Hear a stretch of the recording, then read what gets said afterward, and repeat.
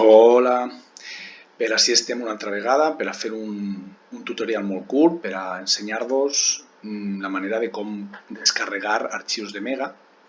Moltes vegades teniu complicacions. Mega és un núvol digital, un núvol virtual, com és Dropbox o com és Google Drive, en què podeu guardar arxius. A mi m'agrada Mega perquè són 50 gigas gratuïts i Dropbox d'altres, no? Com Dropbox o el Drive, que és el de Google, només en són 10.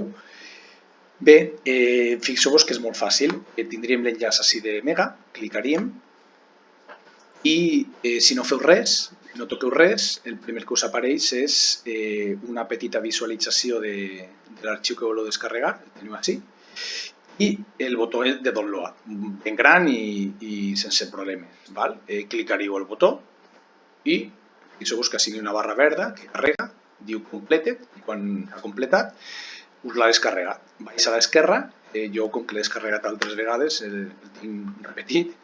Bé, cliqueu així a la fletxa i li poseu mostra a la carpeta. I què faria? Navegaríeu en el vostre ordinador i us assenyalaria el lloc on està descarregat l'arxiu. En aquest cas el tenim descarregat en aquesta carpeta. Això és una via. L'altra via, que moltes vegades diu ai, profe, és que a mi aquest botó m'ha desaparegut, no el trobo, me'n porta a un altre lloc. Fixeu-vos, tornem una altra vegada a la pàgina inicial, tenim l'enllaç de Mega, cliquem i moltes vegades què us passa? Que és normal que arribeu a la pàgina i feu scroll amb el botó del ratolí. Scroll significa manejar la pantalla cap amunt i cap a baix. Quan feu això, fixeu-vos com este botó de download i aquesta interfàs d'abans us desapareix. Veieu? Però què ha fet? L'únic que ha fet és readaptar-se.